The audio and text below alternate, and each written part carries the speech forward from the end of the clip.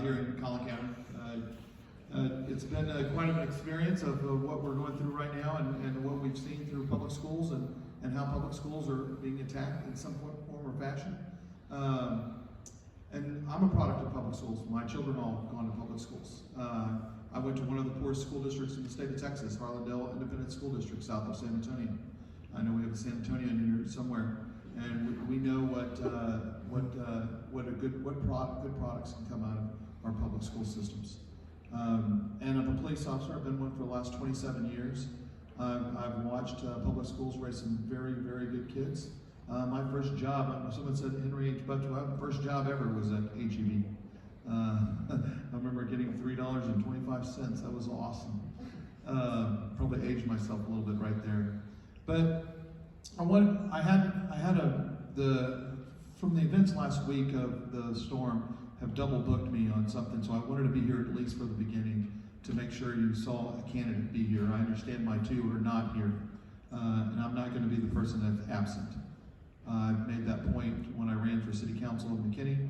I would not be absent for events. I would be there at least for as much as I could, because I see both sides of the coin, and we have to be that. We have to be that in life. So, like I said, I love that you guys are having this event for folks to actually see the product that's going to be out there, or the person that's going to be. You know, we've had a great race so far, and it's been nice to be to be out there and visit with so many people and learn about this brand new district. Thank you.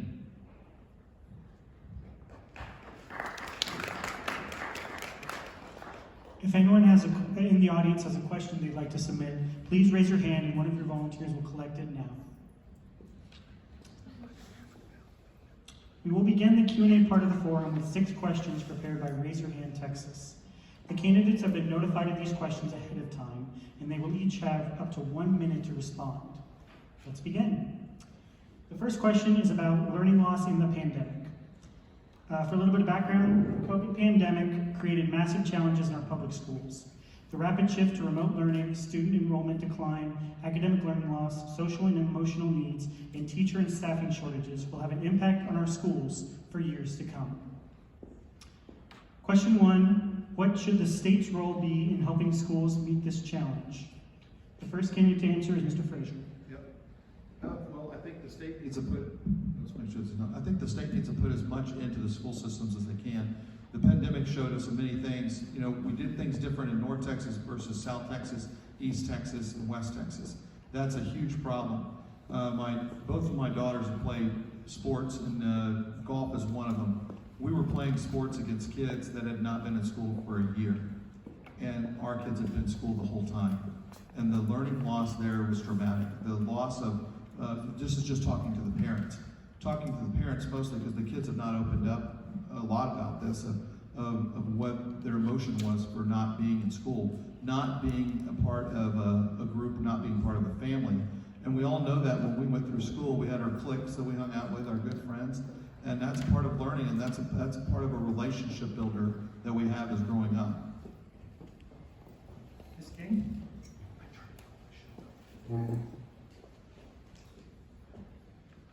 So to answer the question, the state's role should be to get involved, to actually invest in our public schools and ensure that they have the proper equipment, the safety, and the tools and resources to make our kids safe. That's the state's role.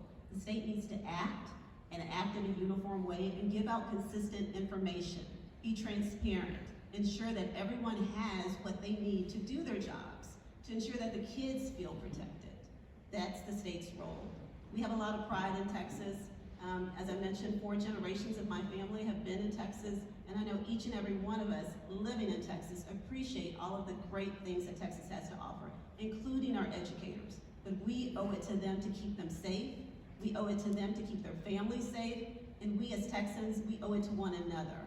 We are a community, one Texas stronger together. So the state needs to step up and do its part to fund and ensure that we have a safe environment for our children and our educators.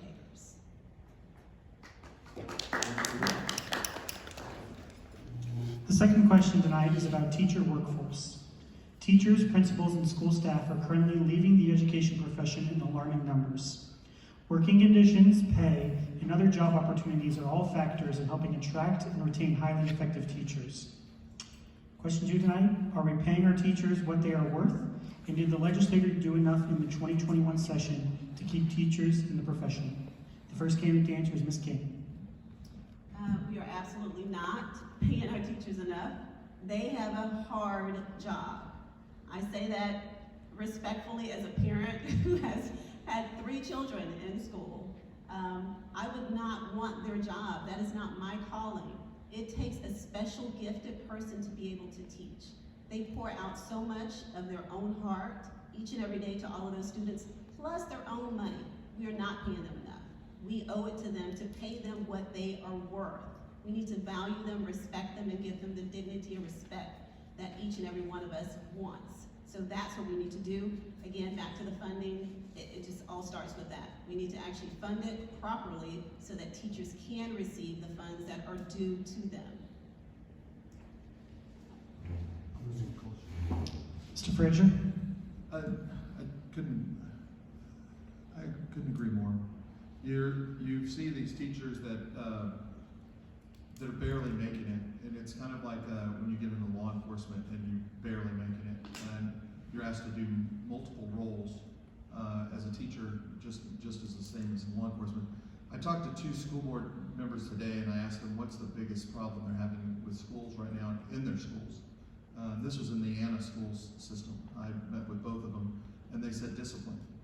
That discipline is probably the biggest issue they're having with the schools right now, and the fact of how the students are treating the teachers, and it's because of the students that were acting out. And I was really surprised to hear that, but that was both of their consensus on their answers. And I think that's been putting teachers in a tough spot of how they're being treated at school and wanting to not go back in that profession, or just not wanting to be in that profession. The next 2 questions we have tonight are about assessment and accountability. Texas administers a comprehensive high-stakes testing and accountability system that assigns an A to F grade to each campus and district, which can trigger sanctions that have closed schools and replaced elected school boards. Question 3. Do you think STAR and end of course tests are telling us everything we need to know about a student's ability to succeed in college and the workforce? Mr. Frazier? I don't think they are. From the families that I've spoken to, especially on the STAR test, the stress that it's been putting on the students, it seems like it's overwhelming. I don't know much about the other assessment that you just asked about, but there's a lot more that I have to learn about the educational piece. But I do know on the STAR testing system, we're having 3 children in public schools and one that is in the University of Arkansas right now, and I always would ask her how she felt about that, and it was always a stress point. And then my middle daughter, same way, and now my son. So it's been a point that we need to re-look at that and find a better way to do it. Ms. King? I would also agree on the stress piece of it. It's stressful for everyone. It's stressful for the children, for the parents, for the educators, and it's not effective. Let's be honest. We've been at this for a long time and we've heard the same story, yet nothing is done about it. So it's really a waste of money, taxpayer dollars, and it's just not measuring the right thing at all. You mentioned the workforce, and so the workforce, they are looking for critical thinkers. That is not what the STAR is testing. Our poor teachers, they are teaching to the test because of the accountability and the stress that's put on them to actually pass that test, and it's really unfair. We're not measuring benchmarks, we're not measuring progress, we're not measuring compassion, community service, we're not measuring the things that will be needed in the workforce. I am in the workforce, and I know there are so many other soft skills that are out there that we actually need to take into account. This system that we have right now, it's not necessary anymore, it's not needed, it's outdated, quite honestly, and we really need to be open to other measures. Stick quickly with the topic of assessment and accountability. Our current A to F accountability system is entirely based on STAR to rate our schools at the elementary and middle school levels. Should our accountability system be so dependent on a standardized test? Are there other factors of school quality we should consider? Ms. King? So following up on the last answer, quite honestly, it's just ineffective. It's not measuring the right things. We actually need something that's going to be more effective, more cost-effective, and more quality to give us the results that we're looking for. We actually need to reimagine what is it that we're trying to achieve? What is the outcome? Let's start with the end in mind and find a tool, a measuring tool that's not just going to give us a snapshot in time, which is what the STAR does. It really is not effective on understanding what has happened. What is the starting point of that child's learning and the ending point? What are the ways and the steps that they progress through it all? It's not giving us any of that, so we really need to reimagine what it means to actually think about measuring effectiveness of children's education. I had this question with several teachers that we run around with, and every time they'll come back to you and say that this is outdated system, the system is not working, it's broken, but they just keep basically reloading it. And the thing that when you have something like that, you have to go back and say, well, where are we starting from and where are we ending from? The one thing they need to start from is asking the actual teachers, where do we need to start? Because it always is coming from the administration end, and they're not the ones administrating the test. And so the teachers have always told me that they need to go around and pick the questions and what the solution is from their pool to fix it. We've done the same exact thing in law enforcement or any other type of work that has critical thinking of the person with the boots on the ground start to fix the problem. Our next two questions relate to school choice. During the 2023 legislative session, we will likely see a push for greater school choice initiatives, including state funding for private schools.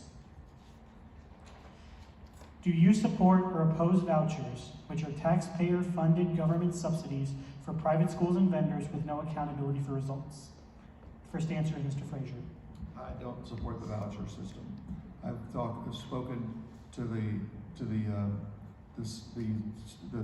several of the different school boards, and that system there, the parent should have the choice. Has always been my answer to that. That's all I have to do on that. Ms. King?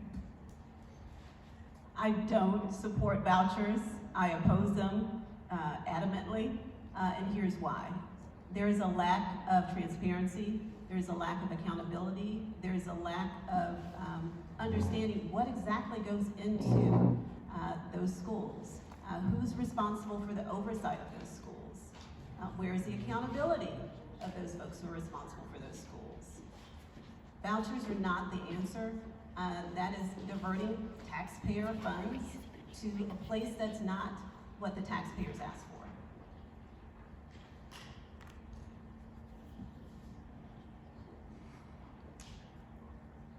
How do you feel about the expansion of charter schools in the state and/or community? Ms. King? We do not need to expand them.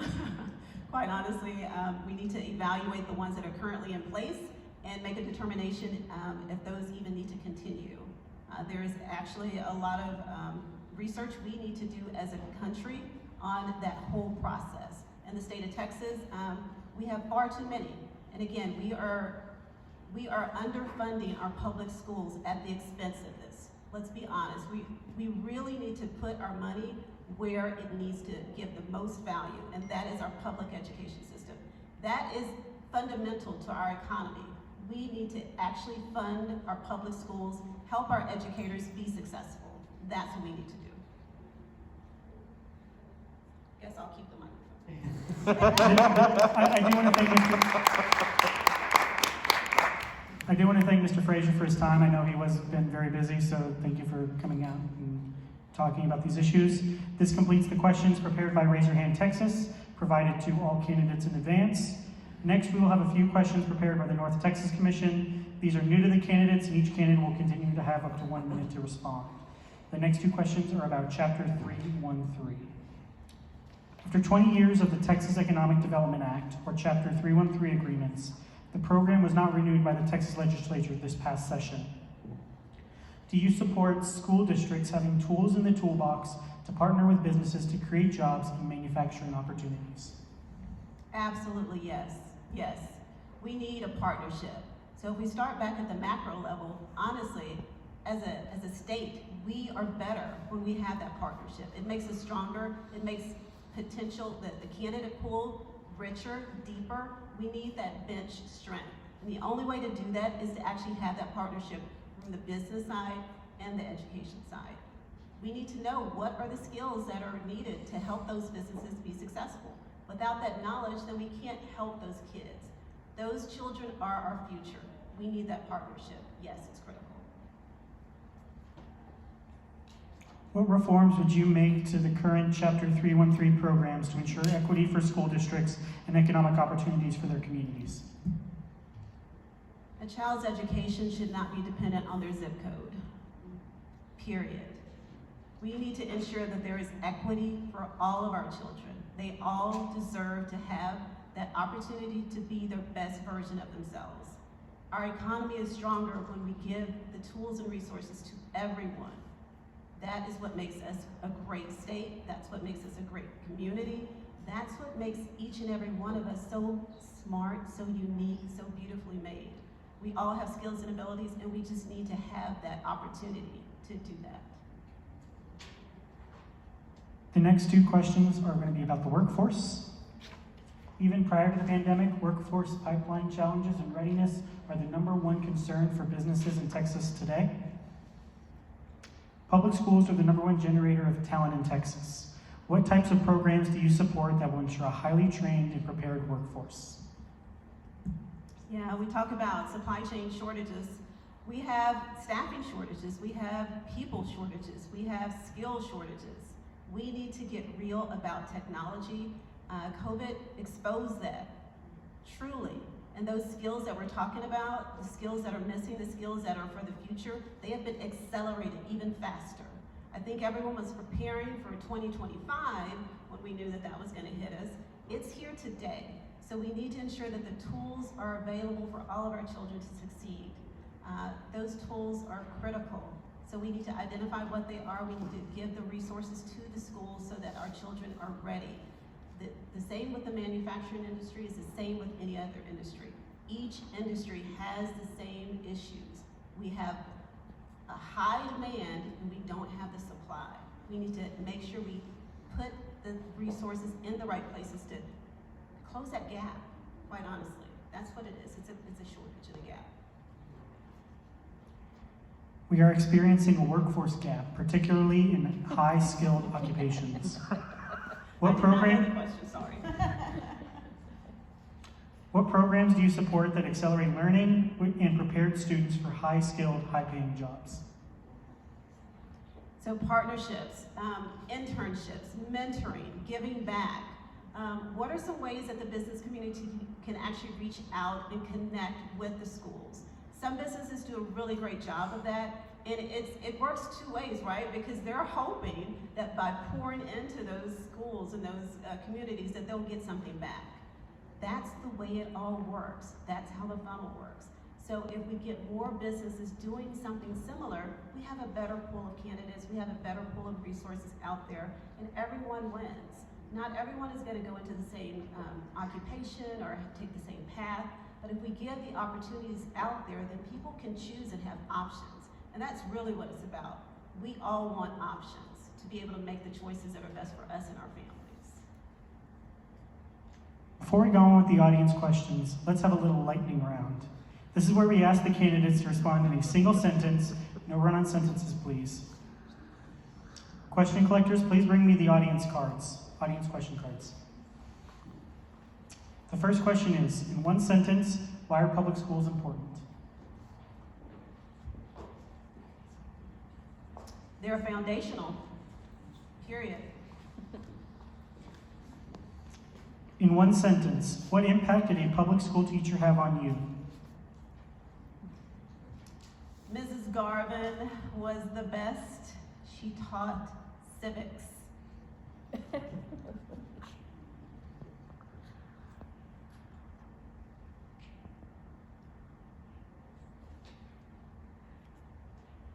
Thank you so much.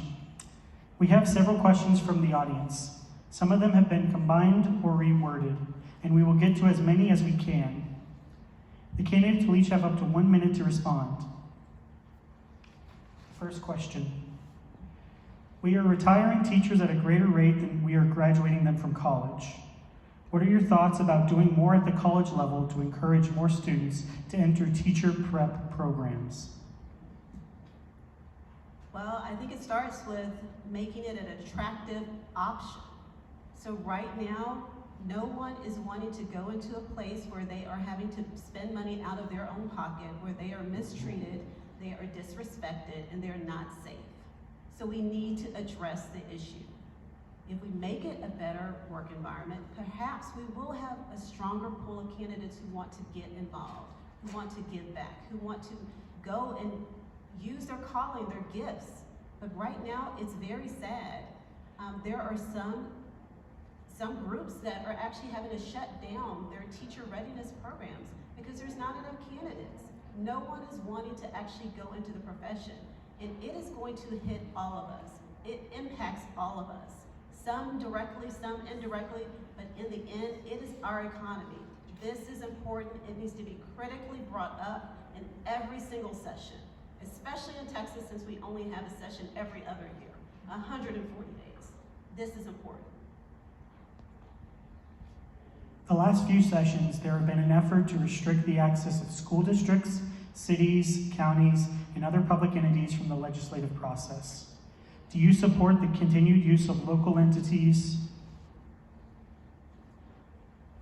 Sorry, I'm trying to find the second half of that question.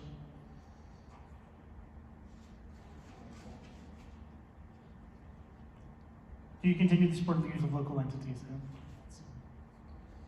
I'm going to assume by that question, and I'd love to hear from whoever wrote it later, but I'm assuming from that question you're asking about being able to participate in the legislative process, because I know that there has been some attempts to limit teachers and educators from being able to participate in the process, so perhaps that's a question. So if that's a question, that's my assumption. I think that yes, everyone needs to have a voice, including our educators, especially our educators. So being able to either advocate for yourself or being able to have someone advocate on your behalf, that is definitely something that I would support. What do you think about the banning of books in public schools? So I was always taught that leaders are readers and readers are leaders. So if we don't understand our history, then we are bound to repeat it. There is no reason to think that just because we are pulling books out of schools that children are not able to access information. It is 2022. One of my best friends actually is an educator, and she talks about technology because that's her role. I don't know about you, but there is a computer in every child's hand right now. They are able to access whatever they want. And if we think that we are solving a problem by that, we're not. It's actually not addressing any problems. That is not the problem. That is not an issue. We are creating problems out of nothing. So banning of books is wrong, and it leads to so many other wrong things. And if we continue down this path, then we are complicit to that. We have to ask ourselves, is this the country we want to be? Is this the city, the community we want to be? The last question from the audience.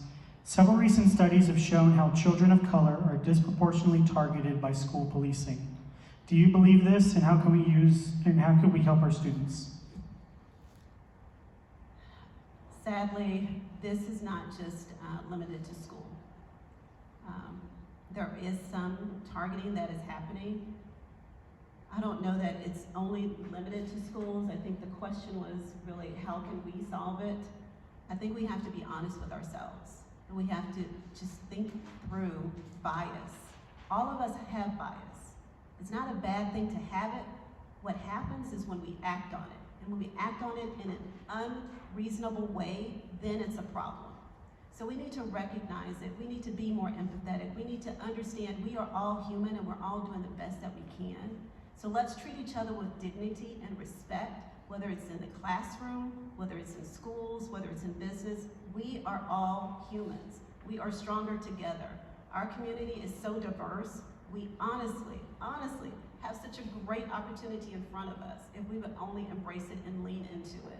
So I don't know if that answers the question, but again, I invite whoever asked that question to please see me afterwards. I'd love to have a conversation about it. And now for our closing remarks. Each candidate will have up to 1 minute for closing remarks.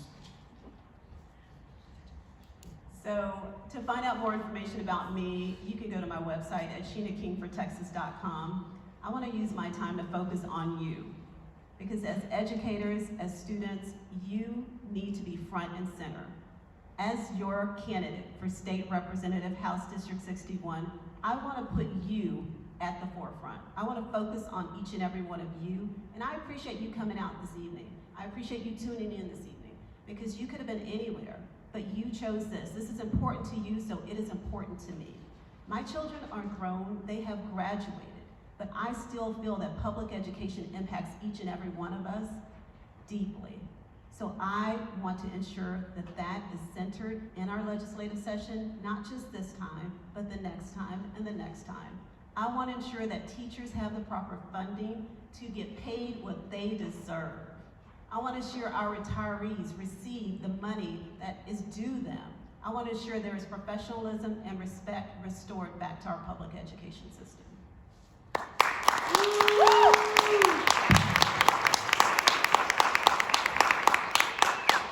This concludes our candidate forum tonight.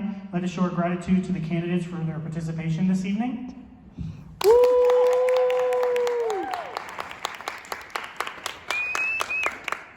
At this time, we will finish our program with a few words from Missy Bender with Raising Your Hand, Texas. Thank you.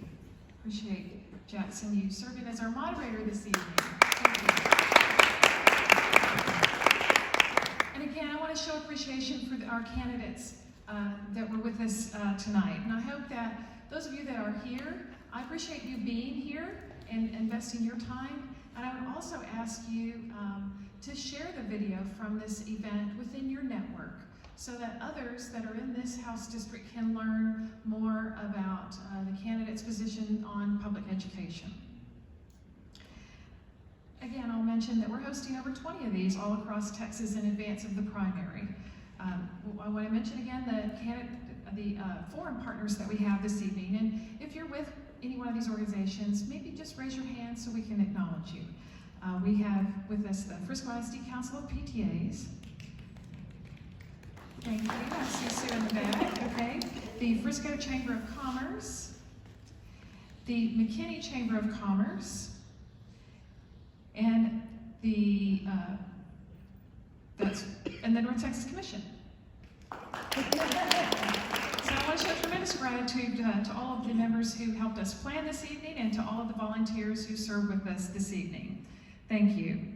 Now, I'm going to ask you to do something. Okay, this is not, I have to get a little bit closer to the computer for the clicker to work.